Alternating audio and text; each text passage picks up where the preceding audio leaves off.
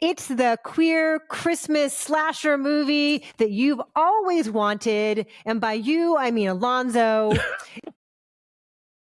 It's called It's a Wonderful Knife, which might be a better title than an actual movie as a whole, but Alonso will describe it for you. The title does promise a lot, yes. Did you see that? Did the power go out? Oh my God. Jane Widdop stars as a young woman growing up in a town where everything kind of seems to be run by a terrible real estate developer played by Justin Long with some crazy dental prosthetics. Turns out he's also a serial killer, and when she kills him, it seems like things are better, but everybody kind of blames her for stuff. So she makes the mistake of wishing under the northern lights that she'd never been born.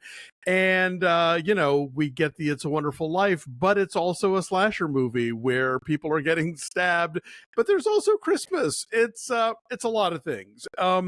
And I think ultimately winds up being pretty clever. And, it is a definitely a low budget movie and looks it at times. But I think it's got some fun ideas. And, if you are here for the slashing, there's some pretty Christmassy kills. But if you're here for the kind of satire of Frank Capra, it does okay on that front as well. It's funny, Dave and I just had a conversation this morning where he says that he was sort of mezzo on it while we were watching it, but since then it's kind of grown on him and he digs it.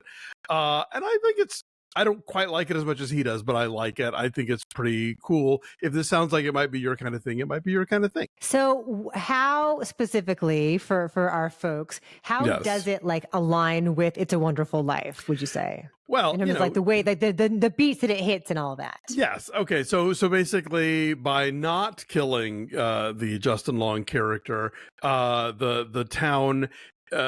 First of all, instead of Pottersville, there's a mall. There's a huge mall that sort of takes over everything else. And then also the idea that by not stopping him, his murderous spree continues. And everybody in town sort of seems okay with that, or they think it's a fair trade because of all the business the mall is bringing in, getting us to a place that's almost like something out of Shirley Jackson's The Lottery in a weird way.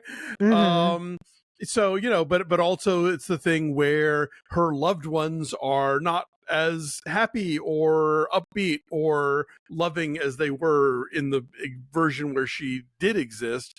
And again, all of this ties into her not killing Justin Long. So subversively, the message to this version is, for everything to work out okay for everybody you love, you have to kill this guy. Justin Long must die. Yes. So between this and Barbarian, I do enjoy the idea of Justin Long playing with his kind of sweet-faced, nice guy image, right? It seems very knowing and very canny that he can use his wholesome looks for evil and to play somebody who is totally soulless and arrogant and opportunistic. He's a version of that guy here as well. Joel McHale is also in here as the young woman's dad. I really like Jess McLeod as the supporting character who everyone in town refers to as Weirdo. Yes. Her actual character name is Bernie. And there's something that she is doing with her delivery that is so off kilter and so unexpected that it almost reminded me of Billy Crudup in The Morning Show. There's something with the way that she's a tossed off line that maybe won't come out the way you expect, or it lingers in the air for a second or two longer, that you're like, oh, that was unexpected and kind of inspired and cool. And she has just an oddball demeanor that's also kind of cute and kind of sweet, and they have a nice thing together.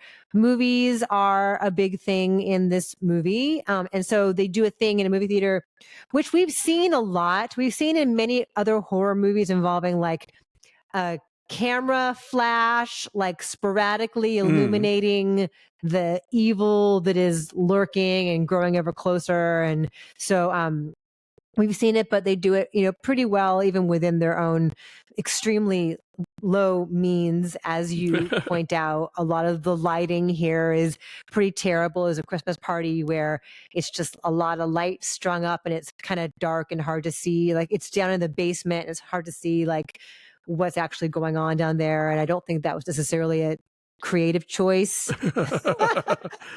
You know.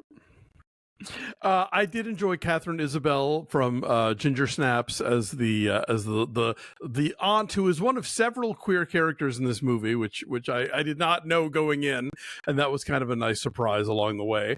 Yeah, and look, if y'all think I'm spoiling this movie, like, A, it's following the It's a Wonderful Life pattern, so you totally know where it's going.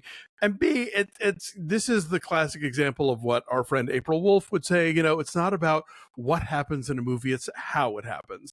And I think this movie has a kind of cheeky sense of humor to it, that sort of takes this sort of one joke title movie thing going and finds little pockets of eccentricity and weirdness and character to kind of bring it to something. So, I mean, I don't know if this is a classic by any means, but I've seen a lot of movies that are trying to shake up the norms of what a Christmas movie is.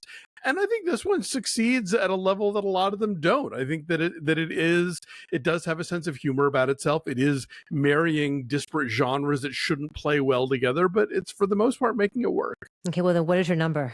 I'm going to say a 6.8. I think it is solidly entertaining. And if you miss it in theaters, it's going to be premiering on Shudder on December 22nd. And, might make a fun sort of, at-home Christmas viewing. I'm going to say like a 4.8. Oh, because it is okay. It's okay. It looks kind of crappy, and it sort of lurches from moment to moment as far as being dreary and being inspired. I mean, there's sporadic moments of like laughter and inspiration here, and it's okay. It's okay. So yeah, it's in theaters. It's streaming soon. It's a Wonderful Knife. It's a trim Kinda 90 clever. minutes. Haha. It's not even 90 minutes. It's like an hour and 28. So it has that going for it. Let us know if you see it. Let us know what you think.